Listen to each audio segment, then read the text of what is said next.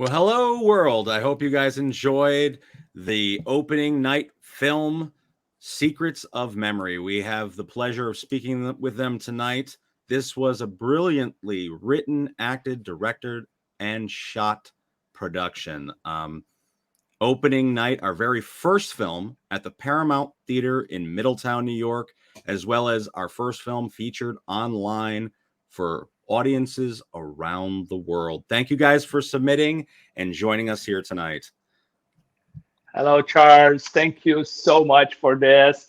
We are very proud and very happy to be in this great festival. It started very small, just a dream to do a movie. It was my first movie, and I gathered the people and let's do it. And we never imagined that we're gonna be in a so nice place like a Paramount Theater in the United States, the land of the movies. So for us, it's an honor to be there, to be with you guys and be like in the opening ceremony, be the first one there. It's amazing. Thank you so much. So what I want you guys to do is I want to go around. We're going to start with Fernando.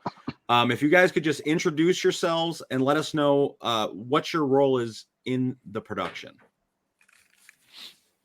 Então, tu vai me traduzir então aí, né, André? Então tá. Bom, eu fiz a codireção de fotografia junto com o André e também fiz a operação de câmera, né, dentro do filme. E basicamente foi isso. So his name is Fernando Marreira. He's from the south of the Brazil, and he did the co-direction of photography with me. And did the camera operation too, and he helped me a lot in the set, having great ideas too. He's an amazing guy. Yes, very good work. So, what is it, Cauê, right? Cauê? Yeah, my name is Cauê Carvalho. I have 29 years old. I'm from Brazil, São Paulo. I have co-produced with André and Fernando the entire movie. We shot And Nadia. And Nadia, yes, sorry. We shot the film here in my home and another places in a cafe. And I helped with general stuff in the set. Okay, awesome. We can go right to you, Andre. Yeah, I'm André Rodrigues from Brazil. I have 40 years. And I wrote this movie with my wife, which is here too. And I directed and did the post-production, like the editing, the color grading, the finishing, and was me too. And yeah, and I did some executive producer, the things with the money, and some pre-production things. So it's like a lot of things to do. Okay. Yeah, you end up wearing many different hats. Yeah, exactly. Aileen? Hi there, I'm Aline, Andrea's wife, and we co-wrote this movie together. I helped to win the script and the ideas for the entire the entire script, actually, the idea for what was happening in the movie. Okay. And Bruno. Good evening, everyone. I'm Bruno Panis. I am 32 years old, and I was responsible for all the post-production of the sound for the movie. So I was responsible for making the original scoring, Foley, sound effects, soundscape, mixing, and the sound finalization. It was an incredible process, and I thank everyone for the opportunity. Can I just say something around here? If anybody in your panel of people would be an audio guy, it's got to be Bruno. He has the smoothest voice. Yeah. You just know this guy does audio.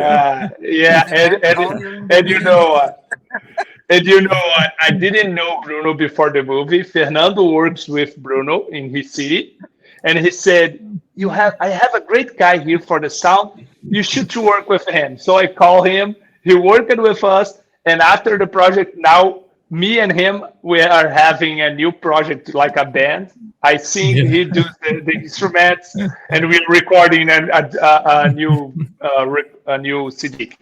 That's awesome. See, this is what filmmaking is, all the collective talents to create a art together. And you could tell every one of you guys on board, I can tell that you guys worked in unison to create something magical. I mean, we talked a little bit about cinematography before you guys got on here, but the cinematography in this film is excellent. The sound design is great, but when you're talking about color grading, there's a lot of questions. I want to jump into that a little bit later, but this film has a very sterile, almost pharmaceutical look, and I found it jarring at times, but I enjoyed it. I felt like it made the project even more impactful, just the way the style of it, and it's also a sleek looking, sexy film. So when Kawi was talking about him using his apartment, I'm like, wow, you have a really nice setup there.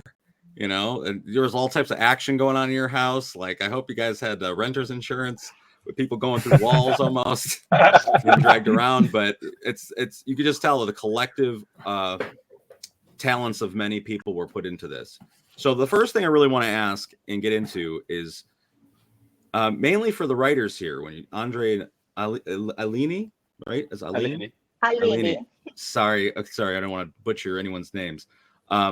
What inspired you guys to start writing Secrets of Memory? Was this the original concept, or was it something much different that you settled for this, or how did you get to this point? Can I start it, baby? Yeah, I think I should start because yeah. So how this thing started? I work with as a filmmaker like 25 years.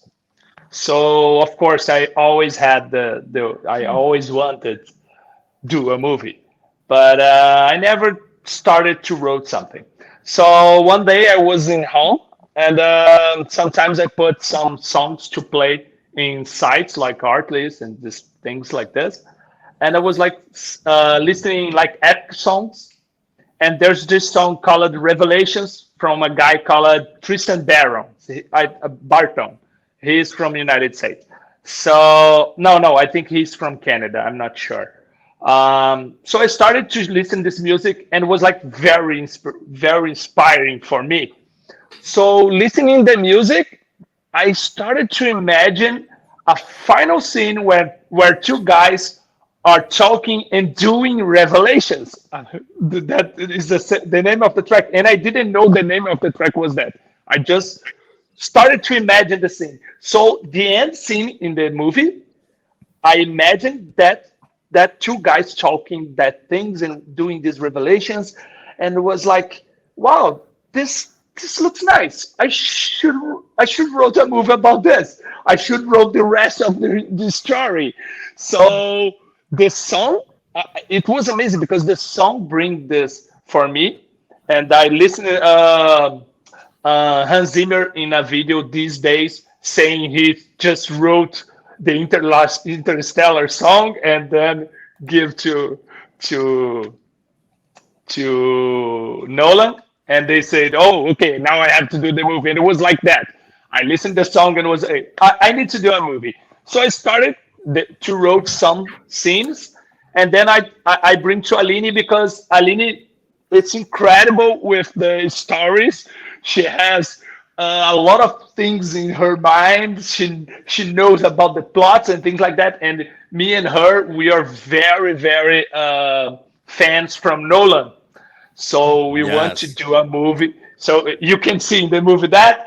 And I was like, okay, we need to do an entertaining movie. We want to do something different. Let's do an entertaining movie.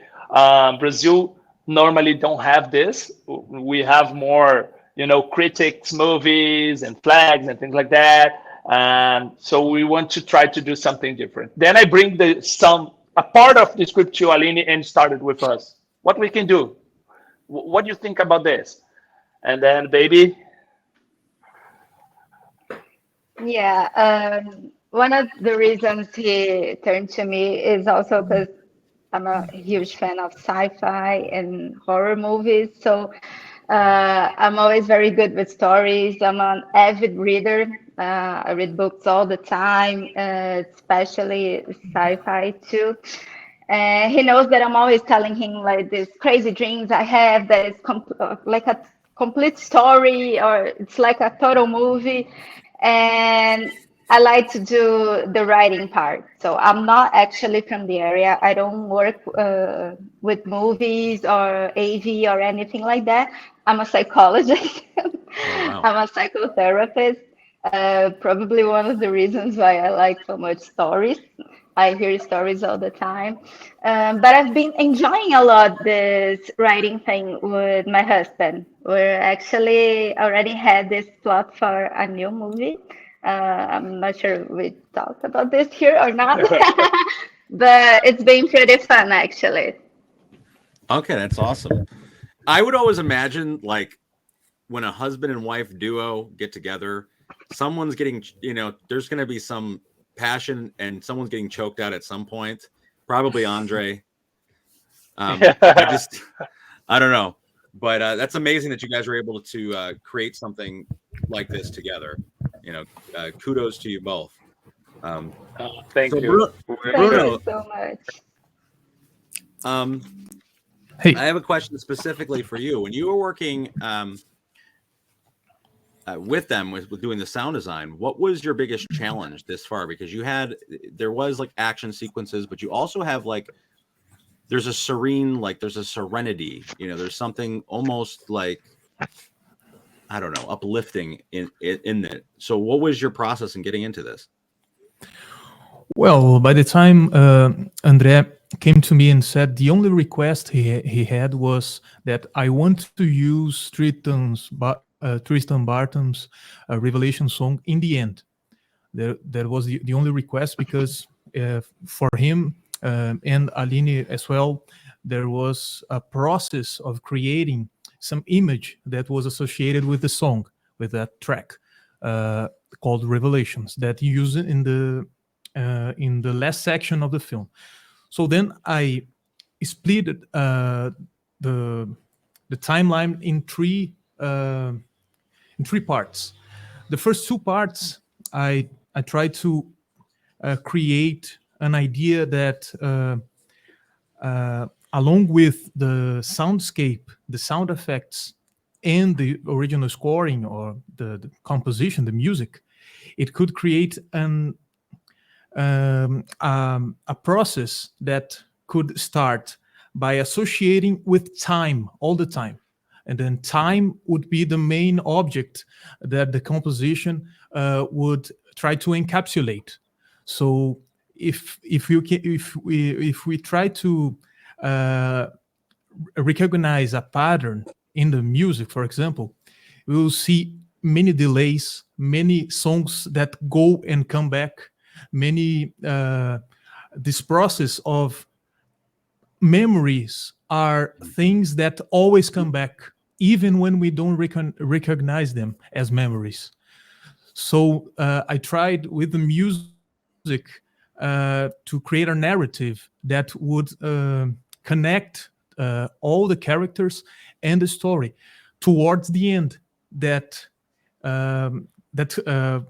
the end is the moment that all those emotions, all these process goes to the top, and then that's why the movie finishes in the top, finishes with just like an explosion. But before the explosion, there's silence. There's moments that you have to stop and try to think in order, but that order is inside the chaos. And then through this ambiguity, through chaos and order, I try to create the sound and the process of the sound of the movie. Wow. Well, it definitely draws you God, dude, you know your work so well. You're incredible. Even I gotta say this, you're so poetic. I was in love here with all those words you're saying. Amazing. What you guys do, it's Awesome. Thank you. I'm People sorry. don't realize that what goes on. My English is a sorry. little bit is a bit rusty. I apologize. My English okay. is not. No, Is a bit We rusty. definitely understand you, and you sound like you have quite the vocabulary. So You sound like Okay, thank you. like a conference or something. So you're good, man. Okay, thank you. So what I gotta say is to add on to all the people out there that are, they're looking to get into film or they're novice filmmakers. Now you guys, you kind of, you're making the novices look bad because you could never tell that you guys are first time filmmakers. No, You would not tell. If you saw my first project, you'd be like, really? I mean, it was maybe a little younger, maybe, but at the same time, my first project wasn't of this caliber. So I'm, hats off to you, but it just shows you how important sound design is. A lot of people don't focus on it. They focus on the cinematography and the acting, which is important. I'll be honest. I do the cinematography part usually, and so like hearing you explain all of the thought process that goes into the sound design was like, wow, that's actually really awesome. Yeah, when I bring the project to Bruno, the first thing I said was like, Bruno, for me, the audio is the most important of everything. You need to do like cinema. I want to listen cinema. I want that sound like cinema. So he started to build a lot of layers and things like that. It was like, wow, this guy knows what he's doing. Well, Andre, one of your big influences, like you just said, was Christopher Nolan. What would a Christopher Nolan movie be without the sound design? What is Christopher Nolan? I don't know. Is without the sound design, it would be very nothing. Would be nothing because like he has so great team doing the sound, and it brings all the emotion, even in the silence, like in some scenes in Dark Knight or now in Oppenheimer. Even the silence is amazing. So the guys know how to work with the sound. Like it's crazy important. Absolutely. So let's jump on to the cinematography now. So I want this, you can ask Fernando, you translate to, this movie has those highs and lows similar to the audio, but I could tell that you guys shot some of this on freehand and it has that, almost guerrilla style feel at points. What did you guys do as far as communication when filming some of these scenes? Like, how did you guys, you guys were in a cramped environment, I could tell, shooting in a house for the action segments of the film, but then you have such great, poetic still shots as well. So can you guys tell me a little bit about the process of how you initiated these things? Yeah. Fernando, ele está falando sobre o processo de cinematografia, da dificuldade de a gente gravar dentro de uma casa. A gente fez muita coisa com a mão, né? Muita câmera na mão, mas também fez vários takes bem legais, assim, parados, vamos dizer assim.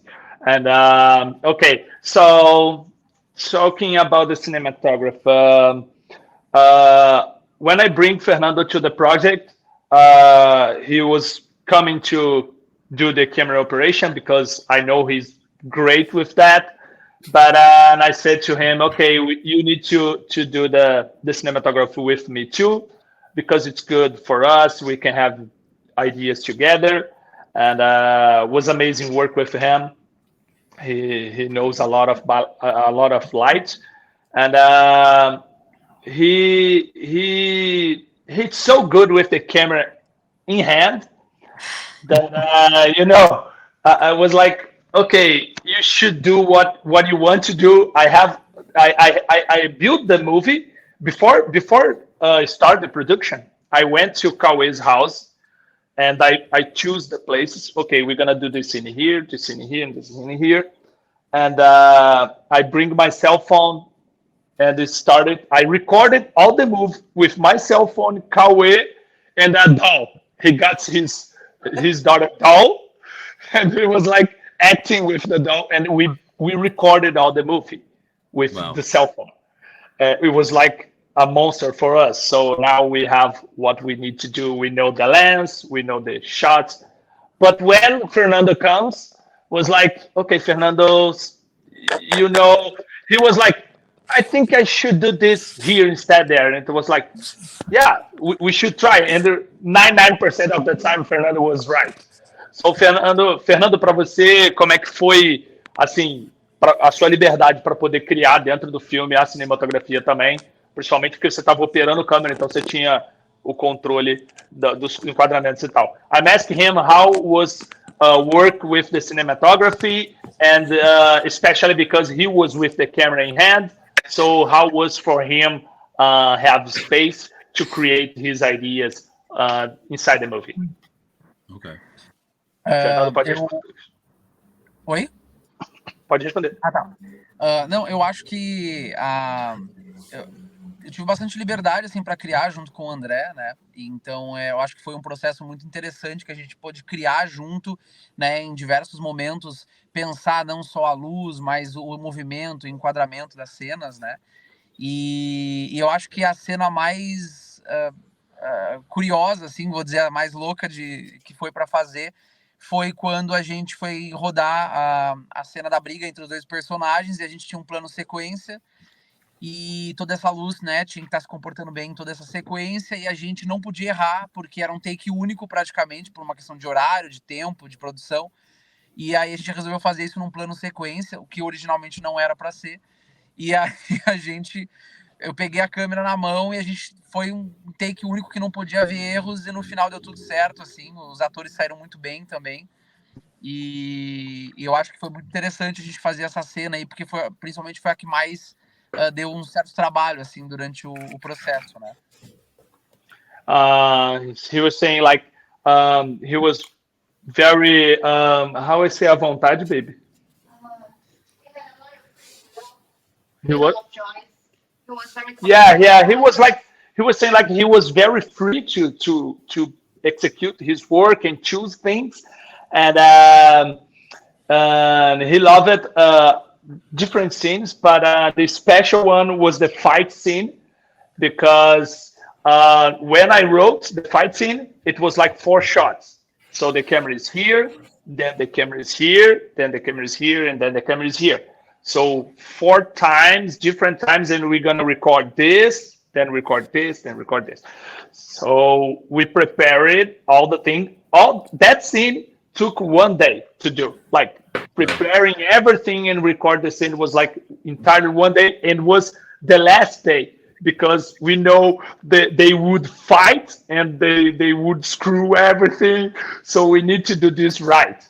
And then when we were there, Fernando says, "Man, you know what? I think we should do this 1 shot at all, like directly 1 shot. I can do it." And I was like, "Dude, you know, will be like very hard because you need to do in different positions." It was like, "I can do it. Let's do 1 shot and that's it." It was like, man, yeah, exactly. And I said, "Okay, Fernando, do it because I know he's the man." So he got the camera. I said action, and he was like, "Here." Then he runs to the wall here, and then he runs over the table here, and then he runs over the guys, and the guys are sort of like fighting, and the guys really fight. They was like inside the character, so it was like crazy scene, and the light was great. Everything worked perfectly. We finished the shot. Was like, my God, Fernando, what you did! It was like perfect. When I came to the edition, it was like perfect. And during other days, he did a lot of tips in the light, like we should do this or not. Was great to work with him, you know, like Fernando, it's great in ideas. He's a director too, so he knows the process. I think was amazing work with him. And the cinematography was like hard for us because in Brazil, we don't, it's kind of hard to have things here because, you know, the prices of the things, it's very expensive. So we had to get lights with a friend and another friend. And the entire movie was made with 4 of these, you know, Socani tube lights. And one Aperture 300, one Aperture 600, and one Godox 300. It was like that, all the lights in the movie. Listen, Yeah, it's not about the there's two product, LED. it's about how you do it. Honestly, What, Fernando? Não, e os tubo LED, aqueles, os pequenininhos. No Yeah, oh yeah, and the small LED tubs like this.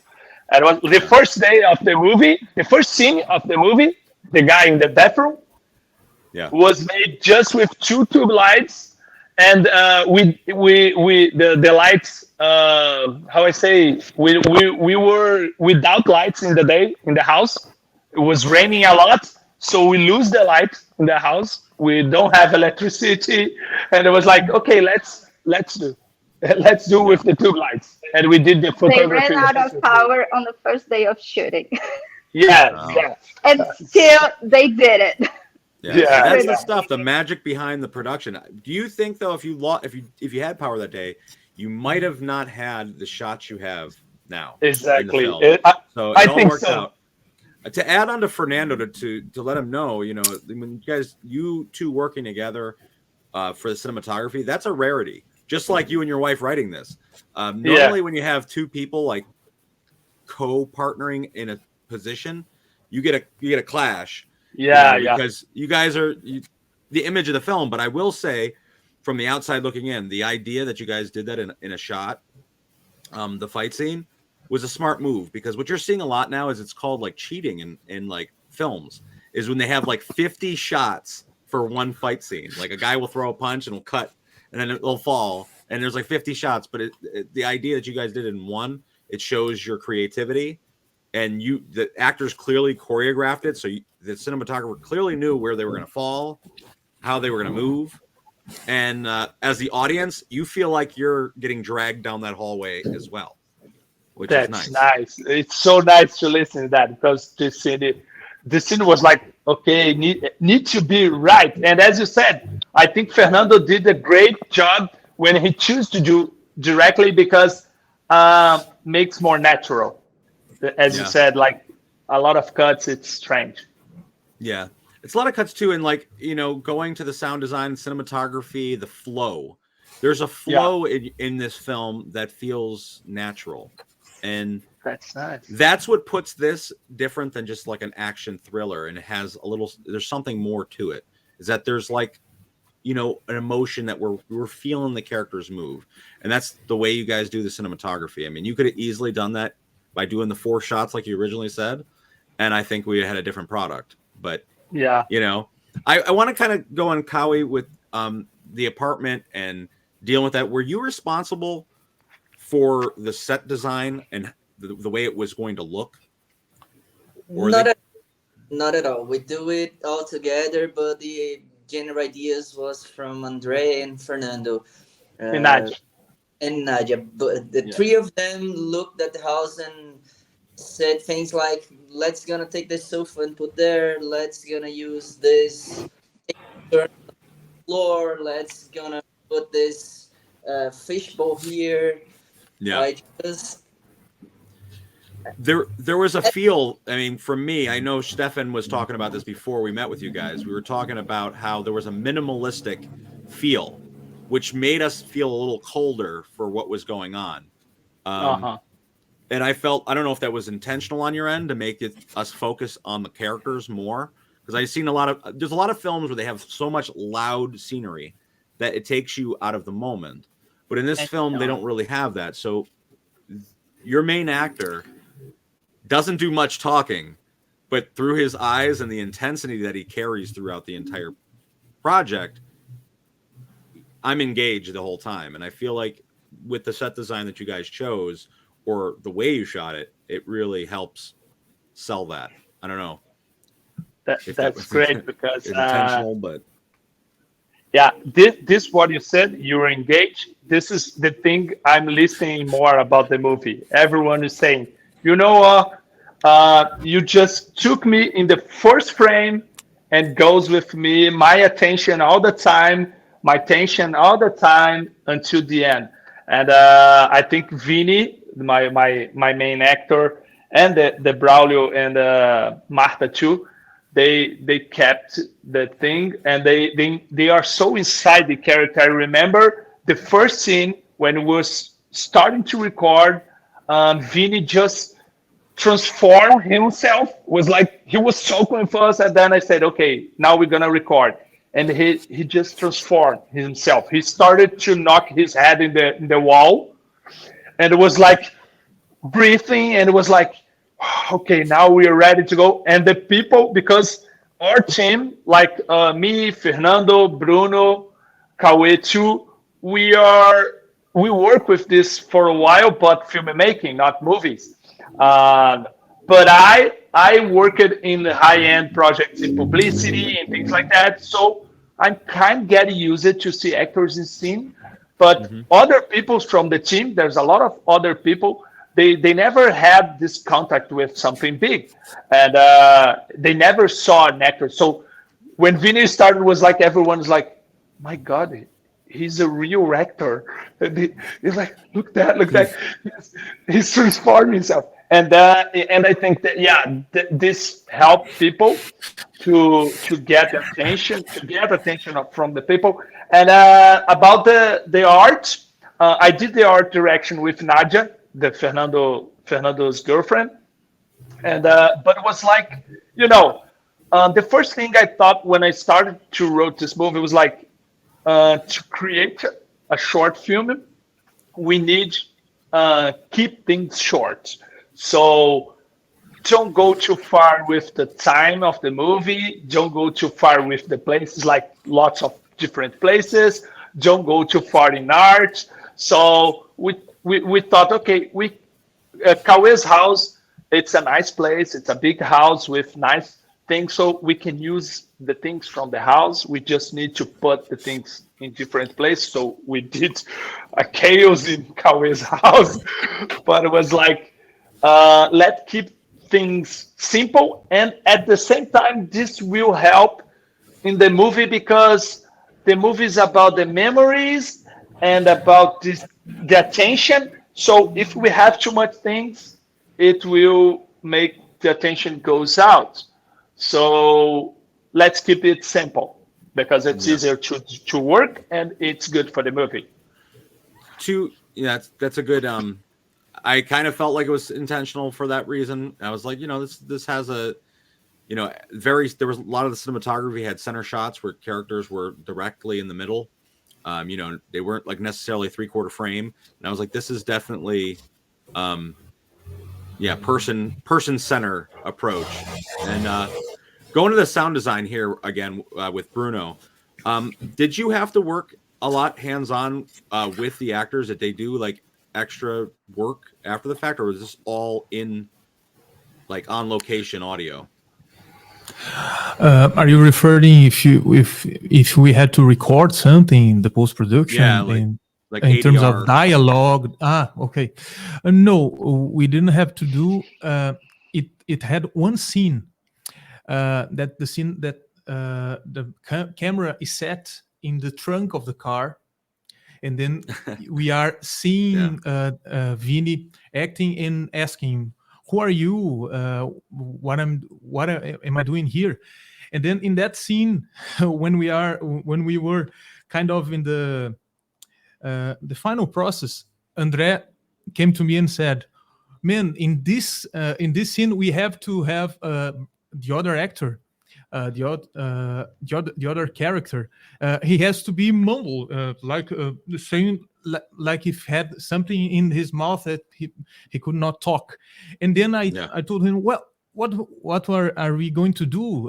We are going to call the actor and then make him record and send to me." And then I said, "No, let me try something." And then I myself put a tape on my mouth, and then took a microphone and recorded here at my studio.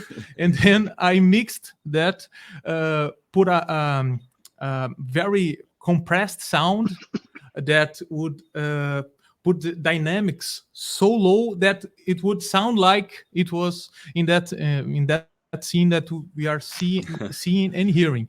And then that is the main challenge when we are doing a post-production in sound, we have to convince the one who is watching that the sound we are hearing matches what we are watching. So sometimes we have, for example, we cannot use always the direct sound that was recorded in the scene. And then we have to recreate the soundscape, the ambience.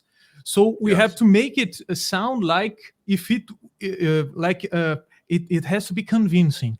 You have to feel, no, it cannot be fake, because sound, it's very interesting in that matter, because we perceive sound not only better than faster than light.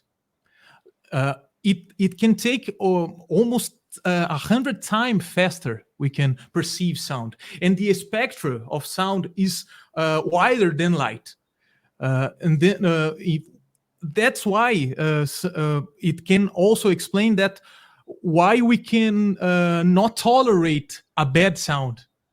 But sometimes we can tolerate a bad resolution for image, but a bad resolution for audio, we cannot tolerate it. So that was some of the process and the caring. It's about caring. We cannot do this just for doing it. We have to care about this process, because it's something that involves many people, many hearts, many process of creativity, and then that's why what I try to do. And then this moment, because there's something very interesting also. The actors were very, very connected. They were very, very inside the scenes, and inside them, they appropriated their story as characters. So it was in this direction. I think. Yeah, and just to add a thing, something he said about the sound need to look like reality, and some things in the movie, like for example, the scene with the car stopping, we recorded in the location, but after was like, okay, doesn't look good, and he was like, he's doing again with some follies and other things in the post to make it better, and it was like way better. Yeah, that scene, it has at least 7 or 8 layers of sound, because we have the panoramic sound. You have to there's a movement, right? In the sound has to the sound has to respect that movement. We are hearing from here to here. So there is all this process that we have to take a look and care for it, because it will impact the result in the experience. Definitely. I think what you said is so important. I hope that everyone gets a chance to see this Q&A, especially up and coming filmmakers.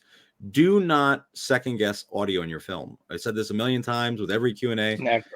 You know the difference. You can have the best cinematography in the world, the best storyline, the best acting, best graphics, whatever it is. But if the audio isn't right and it's from a caring heart, think about it. Your production, all these people gave their time, effort, money, whatever it may be, blood, sweat, and tears into this production.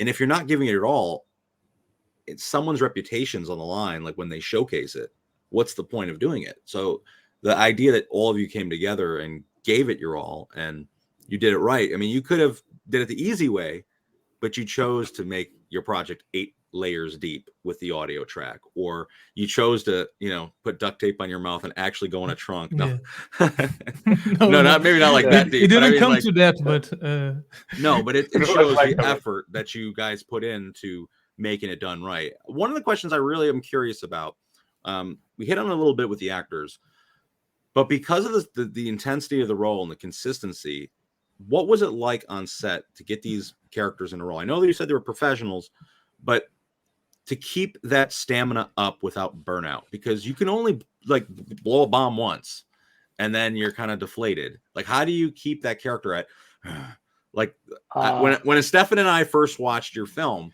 the beginning starts off with heavy, intense breathing.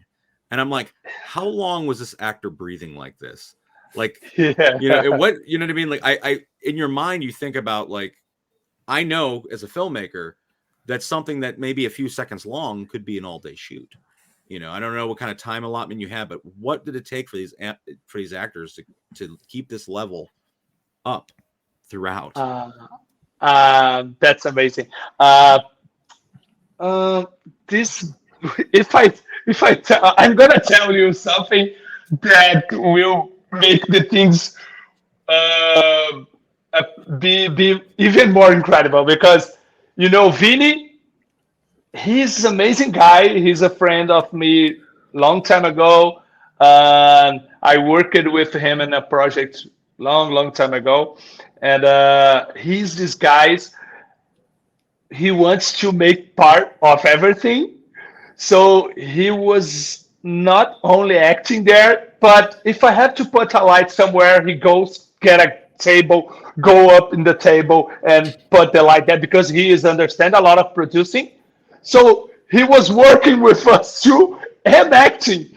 And I don't know how, when I say, okay, now we're gonna record, I don't know how. He goes to a corner and he stands there like 5 minutes and he started do his things, and then he comes back and it's not him anymore, it's the character, and he keeps that until the end. And Braulio do exactly the same. Marta did the same. I know Marta has like just very few scenes, but she was compromised with the thing. But Braulio and Vini, they have this thing. Okay, now it's time to act. So they just disconnect from themselves. I don't know how, and it's amazing. Like you said, the briefing in the beginning, it's not. I was not exaggerating. He just when I said, okay, now we're gonna record, and the house was all blacked out because we are without power. Just the bathroom has the tube lights there. It was everything done to record, and then he just stopped in the bathroom's door and start knocked his head in the wall, like knock, ta, ta, and start breathing, and then he goes down and breathe, and back, and okay, let's do it. And he goes to the sink and started to breathing, and it was like, that's what I said. Everyone was looking. My God, it's not here anymore, and they keep that all the time. And this movie was hard because we need like 8 days to do it. We did in 4 days, then we have 2 days without nothing, then more 4 days.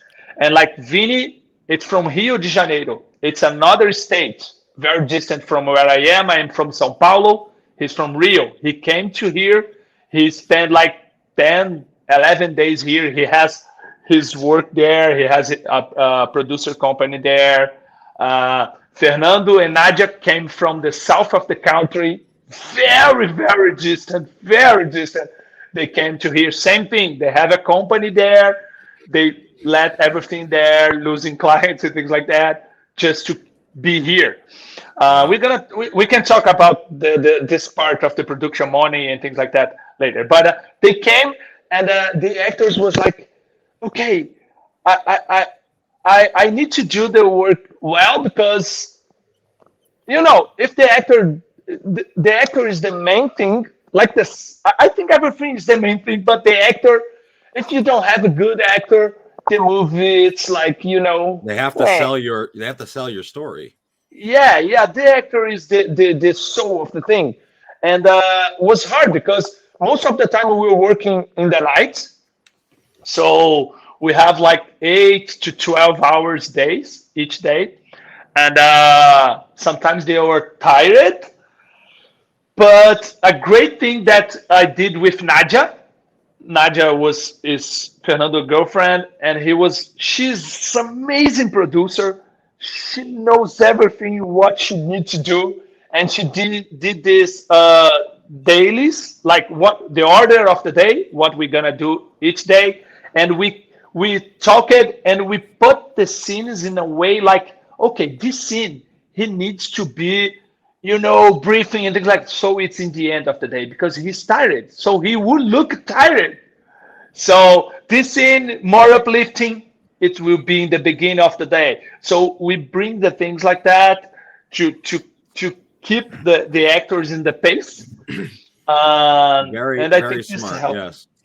Yeah, I It's a think very this helped smart them move. A lot of productions don't do what you're saying, and they end up working backwards. You know, you guys were talking about originally that intelligence you were talking about at the beginning with like the fight scene. You made sure that was the last thing you shot. Yeah. There's been productions that do that first and then work backwards. Like, how do you unrip a shirt? Like, you know, you have to have more. Now, what was another that, Stefan? Go about choreographing the fight scene in the very end of the film as well. Like, how did you go about doing that? Like, how we did the choreography. I just said to him, okay, I want you guys. I have two orders here. The first one, you need to be here, then you need to be in the wall, then you need to drag him, and then you need to fall. So that's what you have to do. Now, just fight. It was like Round one, guys. fight. Wow. Exactly There we go. that. Can I Yeah. you said that they need to beat the clock till the clock goes to the floor. Yeah. That was like amazing because this was the hardest shot for film and we did it one shot. We are expecting to do it 4, 5, 6 times, even with no time, but we did it one shot, one time. It's like action and boom, boom, and yeah, we got it. I figured Yeah. you would It have was your really fingers fun crossed the whole actually time. to watch. I What- remember the guys were fighting and then the clock was broken and then the shoe from one of the actors was tear open and that's it. There's nothing more that we can do with these guys with this with everything around, but they did it. It was very, very impressive to watch. that Yeah, is. it Yeah. looks good on film. So you guys did your job. I just hope no one got hurt in the process, or you know, Kawai's poor house didn't get any like head prints in the drywall. But Yeah, the good thing is like in Brazil, houses normally don't use drywalls, oh, so it's concrete. like fine. Yeah, it's not normal here. So okay, we can throw people in the walls. There's nothing we're gonna happen, but we had to broken some things to make look like broken. And there's this watch in the wall, and that was like, okay, guys, when you fight, you need to throw him, and the watch need to go out in some way. So that's what you had to do. Now just fight, just do your things. What maybe the clock, yeah. So yeah. I want to have each of you do this because I don't want to go too long, but I want to have each of you answer 2 questions back to back, letting me know basically the biggest challenge you overcame on the production, as well as your favorite memory of this production. So those 2 questions. I don't know who wants to start, but maybe Kawai. Kawai and Saya.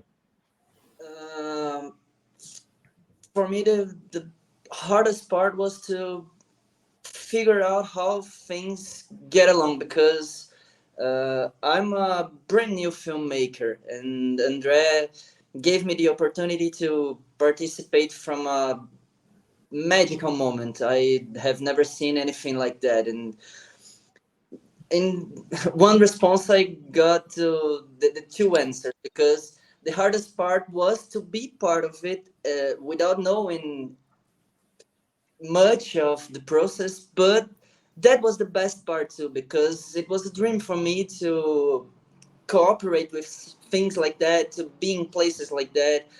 I had a dream. I have a dream to make movies someday, and this is like, boom! I got the experience of my life, enjoying the process. Awesome, that's wonderful. Who's next? Which one of you guys? Bruno, you can talk. So the first question is about the biggest challenge, right? Yes. And the second is about the memory. Okay. Well, the biggest challenge, we sort of talked about that already. It was creating the ambience layers that would match the transition of the scenes. Because if we see in terms of storytelling, in terms of script, it's not the case of a movie with a chronological division. We don't know exactly when in the time structure each scene is happening. So sometimes we have to use sound as a factor of transition. For example, the second scene when the character beats his head over the table, we have a transition. That in the next transition he is in a living room, and then the idea that I had, well, I'm gonna put a sound effect that will connect like a beep, a beep in the ear, like something when we see that, well, it something disconnected in his head, and then we have to connect it to connect two scenes of different natures, of different kinds. So that was a challenge, and also the construction of the music, the scoring, because if you have a music in the end that it's already there, it's already made, but you have to create something original that will occur previously. My idea was, well, it has to communicate with the ending, but also it has to be original. I cannot copy on the idea of the ending of the music in the ending. So I tried to create some kind of theme, something like very influenced by Hans Zimmer. This idea of a shepherd's tone, that's something that will repeat and escalate and goes up and goes up almost vertically, and then at sometimes it dissipates, it stops, and then the idea of elements that will be conjugated, that will be adds, but they repeat, because that's the idea with I saw the movie, I saw the sound of the movie as a narrative, so as a storytelling also. Then I try to build that intention, and then I think that the memory that I have that's more vivid is when I send Andre the first idea, and he said, "Well, that's it. That's it. We are in the right path. We can." Because it was the first project that I worked with Andre, and then that was my first memory. Well, this is gonna work. We are aligned. We're on the same page. We can continue, and then that's it. Fernando, ele pediu para a gente cada um citar qual foi a parte mais difícil do filme para si, o que foi mais difícil fazer no filme, e também a melhor lembrança que você tem do filme. Seu microfone está mutado. Aí. Ah, tá. Vai começar por mim? A gente já falou, o Cauê e o Bruno já falaram, você agora. Tá. Bom, eu acho que a cena da briga, eu diria que foi uma cena bem desafiadora para mim, né? Pela aquela questão que a gente já conversou do plano sequência. Então, acho que para mim foi uma das que mais marcaram, principalmente porque deu certo. Então, acabou marcando de uma forma bem positiva, assim. E eu acho que a principal lembrança que eu tenho do filme, assim, né, que mais me marcou é principalmente essa questão das amizades que ficaram, né, ao longo do processo, né, de todo o entrosamento da equipe, né, e de todo o amor que todo mundo aplicou em cada etapa do processo. Então, para mim, pelo menos da forma como eu penso, né, o fazer cinema foi algo que marcou bastante, assim. So Fernando said that the hardest thing was do the fight scene because it was like technically difficult. He gave the idea and could be everything wrong. We are changing the initial idea in the set. Was like, let's do this different now. So it was very hard for him, and everything was great, and he was very happy, but was very hard to do. And the best thing to him was like the team, the friendship that we built with this movie, and seeing the people working together and everything going right was like amazing to him. And that's it. Baby? Well, I was thinking here, maybe the challenging part was thinking about little cues you had to put in the lines or in the scene so people wouldn't get confused because of the chronological timing. It's not like that, so people can be completely confused. And since we were like talking about it for many hours and coming again, oh no, about that part, no, what do we do here? What can they do in this scene? And what comes next? And what comes before? For us, it was like all build up in our heads. But you have to think like, what would the audience be understanding from all that? They don't know the whole thing, so they don't know what we thought about how it actually happens in the chronological timing.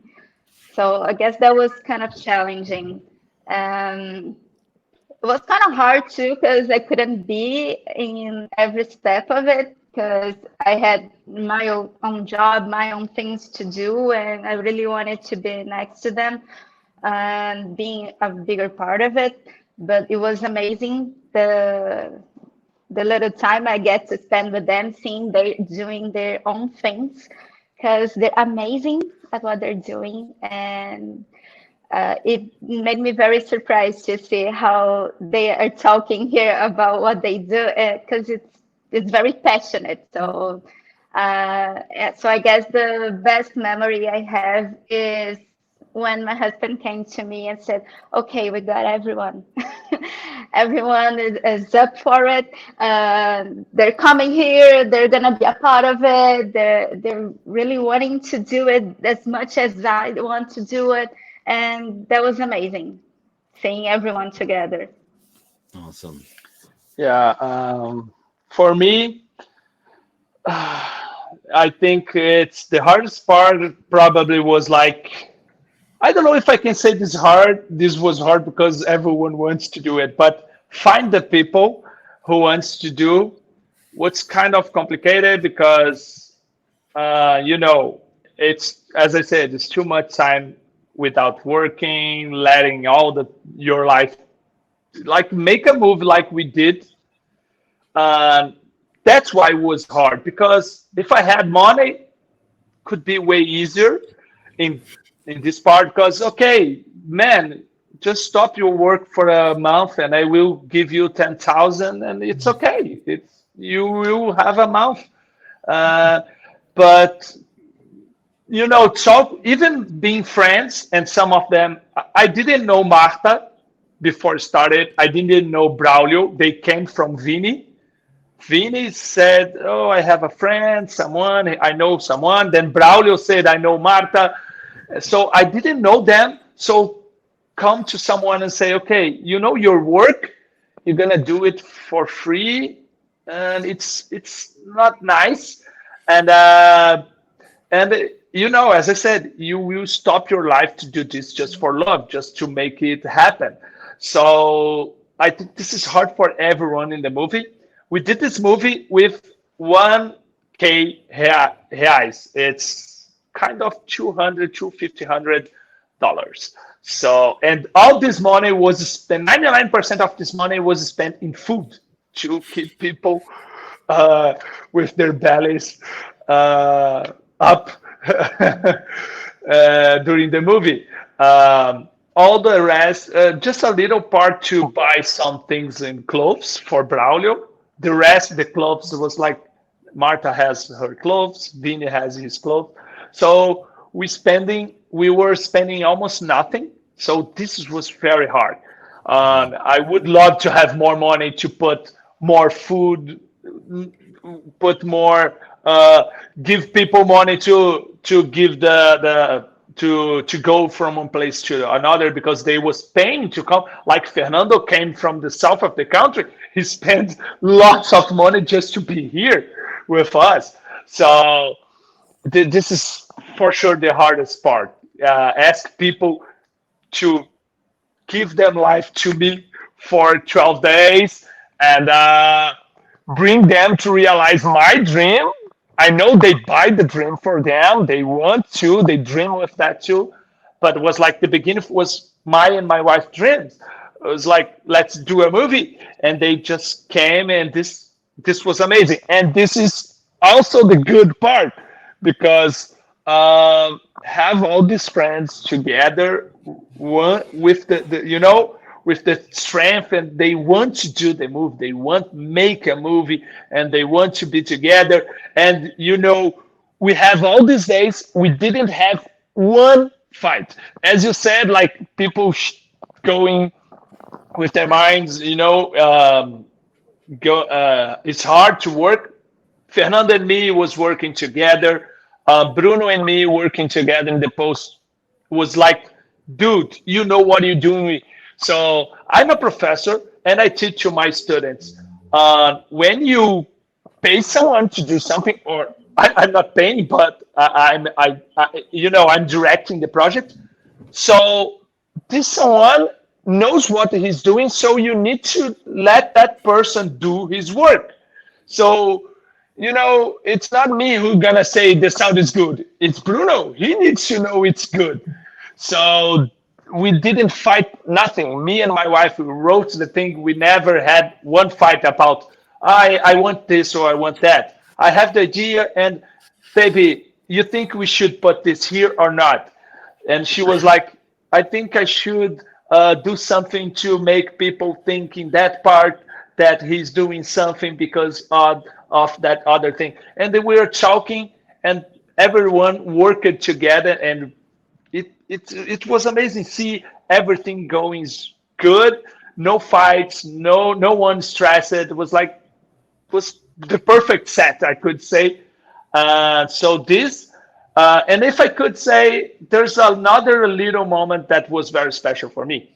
As I said, I had the idea with the Tristan Barton music, and when I did the first editing of the movie, I cut everything and put it together, and then I did the finished scene without the music. And then I bring the music and put at the end of the last scene like this. Okay, the music ends here, and it's this. The music does boom here, so it's here, boom. And it was perfect.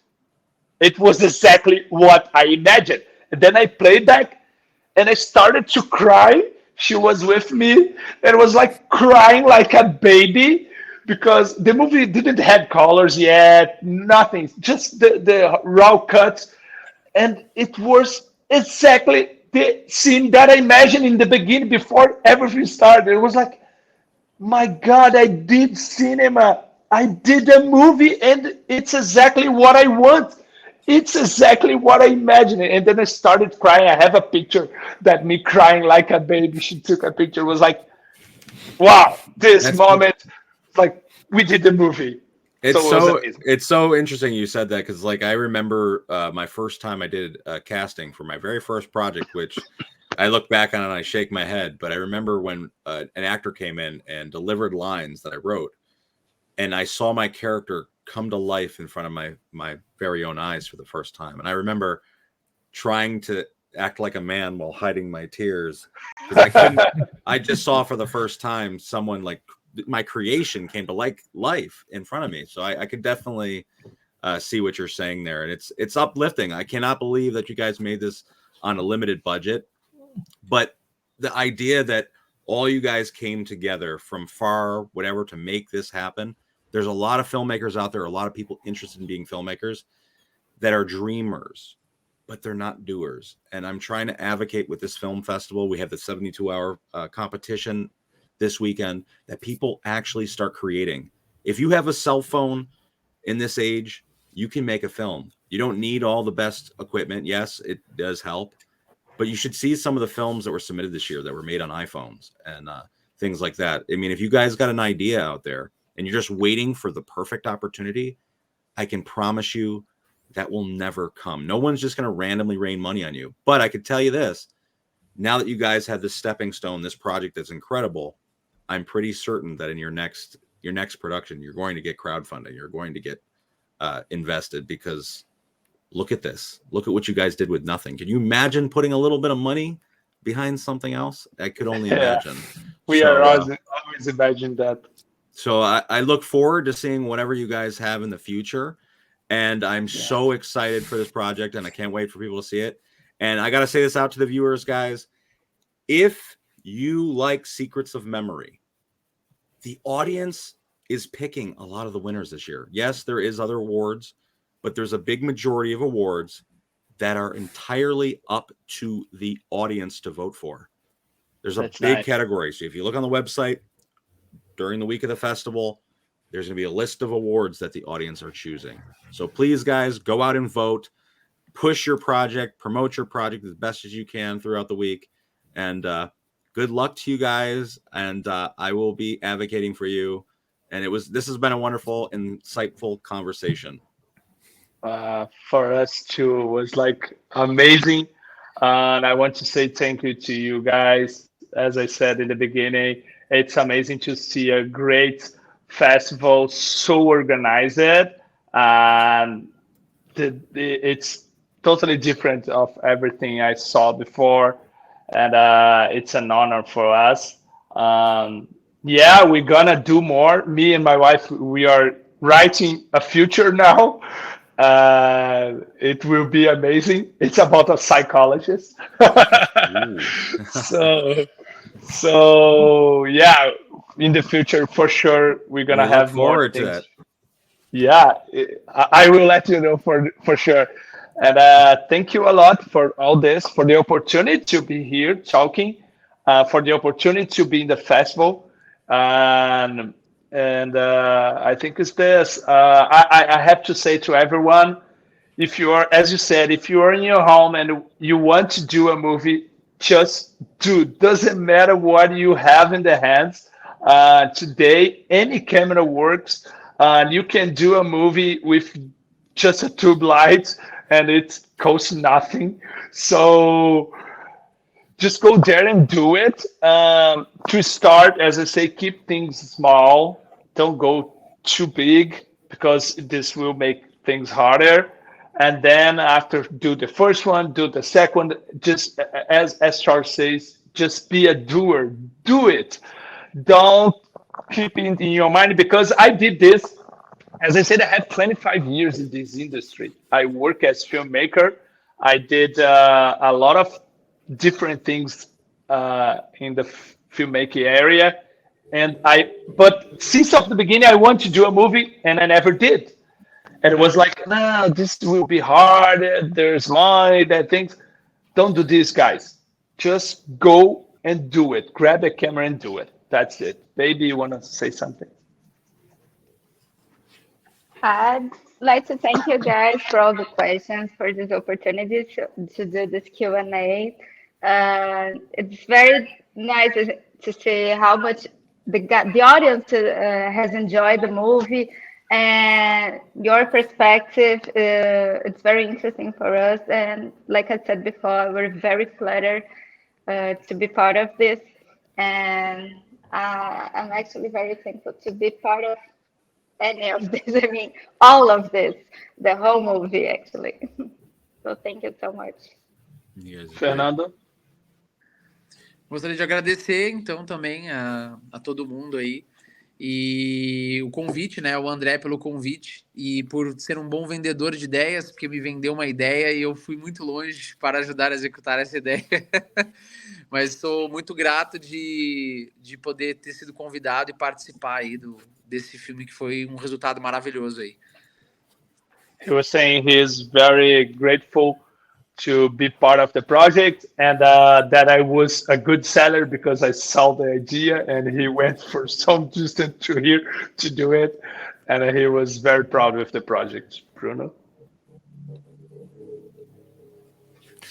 I would like to thank everyone, especially Andre for trusting my work, and Charles for your questions. They were very insightful, and I think more than making a cinema, talking about art, all our art and the things we do are very, very important, because if we don't reflect about what we do, we cannot move forward.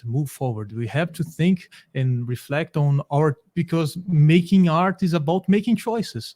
And then now with your questions, for example, Charles, they are making me think about the process that I faced, and then it making me, well, the next one I will have to revisit those questions and then go deeper in the process. So it is such a learning experience and a process, and I thank everyone. Cauê? I'd like to thank you all, guys.